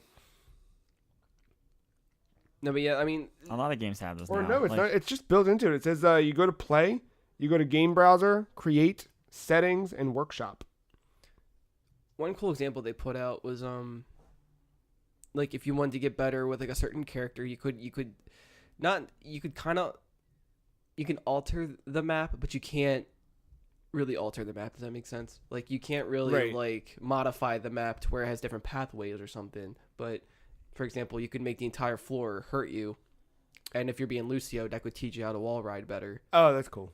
So I was like, all right, Yeah, that's a cool. neat. They call it the floor is lava or something like that. Yeah. I'm sure people are going to do some cool stuff with this. a lot of games have this. I just saw the other day on the Rocket League Reddit. Remember what I told you 2 weeks ago that like once I get back in the Rocket League and the Reddit, and start to discourage myself. Oh Yeah. I was on the Rocket League Reddit and someone made Quidditch. All right, I can see that. That makes sense. Just- Permanent. Yeah. So yeah, so Was there different size balls, or is it just the? he said he had to do a couple. The guy said he had to do a couple different things, and some of the comments were offering more suggestions and stuff. But yeah, like the ball's constantly moving with zero gravity and stuff like that. And he actually built up like the 3 hoops on each side. Are all the cars 0G too, just flying around? I think you have unlimited boost, so yeah, you can keep flying around. That's funny. And I think he was thinking about turning on to make it more realistic with like the bludgers or whatever, like instant destruction, no matter if you just touch a car, and with friendly fire and stuff like that. So That's funny. yeah, why not? Call of Duty is a video game that will have a new game in the series this year, and maybe got announced by accident, sort of, by some football players this week. That was awesome. So, You mean the players in Madden are announcing another game that comes out annually? so this was that Accidentally though. both NFL and college football players attended a private Activision event to test out the new Call of Duty game, and one of them, the hashtag Call of Duty partner shows various draft prospects playing. I'm sorry, are they playing the game? Yeah, they're playing it, but like I don't think it's shown. Well, it was in the background. People, if you turn on the audio on the Instagram post or whatever, you could hear keywords such as Modern Warfare 4 or kill streaks. Right. Which kill streaks are a specific. Is that specific to Infinity Wars games, or that's just Call of Duty? That's just Call of Duty. Okay. But I don't know if they were calling that out specifically because of whatever. But it hasn't been called kill streaks. I know. I guess it's always been called kill streaks, but yeah, Modern Warfare 4. So yeah, I mean, usually it's about this time in the year that they announce that game, like just pre E3. They do a thing even before E3 Judges Week. It's where usually press during goes the and plays it. NBA Finals, Which is when? probably next month, Oh, okay. because they're in the playoffs now. Well, a month after that, specifically June 28th, is soon to be one of the best days ever, as Super Mario Maker 2 releases for the Nintendo Switch. I'm real excited about that game. You guys, lukewarm, warm, hot, cold? Where you fall on the I'm more excited about it now that they added a stylus. Yeah, that is that here or just Europe? Did we get fucked again? I saw that tweet, but it was from Nintendo of Europe, so I wasn't sure if it was. I'm pretty sure it's. I thought it was everyone. I hope so. When they're coming out with the stylus for the Switch. Like if you I think if you pre-order it, you get like a special stylus, but I don't think you. Oh, have the actual to... Mario game itself, or Mario Maker. Mm-hmm. Oh. Yeah, so you have stylus for your Switch. Huh. But That's it's all Mario Maker themed on it. That's cool. Yeah, but love not to be in a tutorial when the game launches. Let me double check their website because I mean, maybe it is just a Europe thing, but Nintendo of Europe tweeted it, but Nintendo of America has not. And I'm not seeing. I'm sure it's not hard to just get a stylus for your Switch. Yeah, but I want one with Mario on it. Well, you can buy it for twice the price when some bozo in Europe sells it. Yeah. Along with your $25,000 endgame tickets. I'm sorry, Endgame's not worth $25,000. It's not. It's not. Some would argue it's probably not worth the $16 ticket. Did some sell tickets for? They were trying to. People are fucking terrible. Mm-hmm. Speaking of terrible, if you were excited about playing Persona 5 on your Switch, don't be, you fuck. Because Persona 5 S is not Switch. It's Scramble. Persona 5 Scramble. I really wanted you to say Scrabble. Scrabble, dabble, dabble, dabble. Scrabble has a Persona skin. Persona 5 Scramble, The Phantom Strikers is a brand new action RPG by Omega Force, developers of Dynasty Warriors. Oh, there we go. Since they cross over with everybody, have them cross over with Final Fantasy 14, and then I'll make the game really fun. Which game? Final Fantasy 14. Oh, okay. Sold. Just make it a Muso game. Yeah. Oh, and then sorry, I missed this one, but Persona 5 The Royal. Is that what it was called? I already forgot now. I think it's just Royal. Out this year. They showed more of that game. It's out here in 2020. PlayStation 4. And Morgana has a human form. Boom. And last but not least, Mario Tennis Aces is currently free to play. And you also get 7 free days of Nintendo Online. You just download that dang old thing. Play that tournament. You jumping back in? I actually did play like 1 or 2 matches. I could definitely tell you that matchmaking is a little bit slower than it was before, but I got into games with decent connections. Not bad. I played as who did I play as? John Leguizamo. Nah, Oh. not Peach, not Rosalina. Oh my God, not Peach, but Daisy. Daisy. I played as Daisy. Oh, Mark. Got it. I think that's all the news for now. There was a Nintendo briefing or, fiscal quarter, whatever. I've not had time to dig through all that stuff, but that's one of my favorite things in the world. Go through and read all that stuff. Little bits came out of that. Numbers behind Switch Online, the continued need to incentivize Switch Online with stuff like the Tetris 99 and its in-game events that are happening. So I wonder something like, it didn't reach expectations, but it still did really well. Yeah, it was 9.8 million. Somebody needs to lower their standards. But that included family accounts too, so you have to take that into account. Where yes, 9.8 million people using it, but also the family accounts if they were all individual accounts. Blah blah blah. It's cool. Yeah, but how many Switches are out there in the wild? It just passed N64 numbers. I know that much. I don't know that number. I don't know. I'm Not just sure. saying, they might be looking at a ratio instead of a number. Yeah, sure. If 50% of PS4 users have gold or whatever, Right. and only 25% of Switch users have Switch Online, and I bet you that's why they did the Amazon thing to get those numbers up, and then that way they can be like, shareholders, look at the numbers now. Yep. Year-over-year increase. Yep. There it is. This week, what you guys got going on video game wise? I'm finally gonna play the MK11 story. Yeah, I'm gonna beat that shit. We're going to see how that progresses. And then I don't want this podcast to go without at least mentioning the 2 words Days Gone. I'm aware that it's out there. Ben, I'm looking out for you. I think I'm going to pick that up this week as well. You're not looking out for anybody if you're going to pick that up this week. I'm looking out for our good friend Ben Barris. Especially not yourself. No, I'm still interested in that game. And the mixed reviews make me just want to play it more for the site. Yeah, it's curious. I'm good. I'll see what line of the needle I'll fall on. I heard enough about it. That quote sold me. Did it? That's what pushed you over the edge? Yeah. All right. I want to get down and dirty. It just seems boring. It always looked boring to me, but especially now, like, kind of seeing it and hearing people talk in detail about it. But hey, you want to waste $60. It's fine. Yeah. Body and drama. Fair. It can't be worse than that. Fair. Or can it? It can't be worse than that. I don't think, and you know what? It can't be worse than Here's Andromeda. the thing. I think that's the bad part, is that Andromeda was bad and, like, unequivocally bad. This, I don't even think is bad. I think it just is, which is even worse than being bad, because at least when you're bad, there's some character there. You know what? Speaking of This bad, just seems Don't fucking, no. There's no character in Andromeda. I forgot that I played MVC Infinite. Oh, yeah. I did the story. Bad? I don't know how far I got. I didn't get far at all. I assume it was halfway. I don't know if like Frank West was in the picture now and Spider-Man. I got to the point where I started skipping cutscenes. Yeah. It's so many, like, this felt like playing Sonic 06 with how many loading screens there is for his fucking game. It's bad.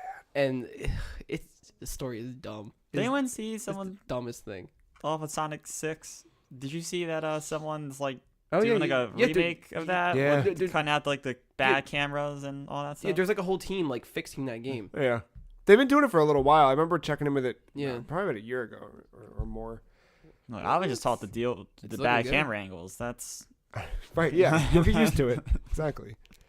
All right. Well, this week, enjoy your Capri Sun. We'll be back next week as we grow ever closer to not only E3, but episode 300 in a couple weeks.